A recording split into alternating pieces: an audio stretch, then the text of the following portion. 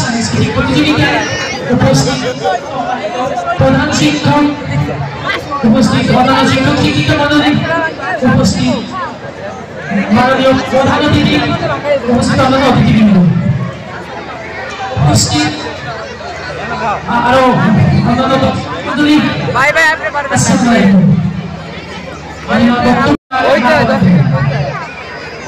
অত্যন্ত শ্রদ্ধার সাথে স্মরণ করছি 1952 সালের ভাষা আন্দোলন থেকে শুরু করে 2024 সালের বৈষম্যবিরোধী ছাত্র আন্দোলন পর্যন্ত নিহত সকল ছাত্র জনতাকে।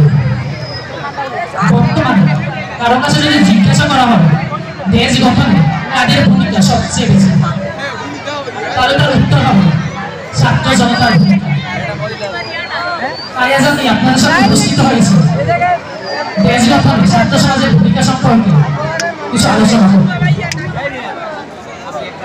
দেশের দুর্যোগ দুর্বিপাকের সময় এই ছাত্র জনতা সবার আগে উপস্থিত হয়েছে।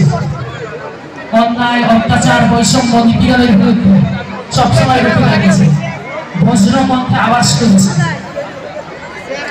যাতে মেরুদণ্ড হয় সর্বপ্রকার অশুভ শক্তির হাত থেকে দেশকে রক্ষা করেছে। সে 1952 সালের ভাষা আন্দোলনে যখন বাঙালি বিদ্বেষী আলী জিন্নাহ ঘোষণা করলেন উর্দু হবে একমাত্র পাকিস্তানের রাষ্ট্রভাষা, তখন এই দেশের ছাত্র জনতা সর্বপ্রথম রাজপথে নেমে আসে। তারপরে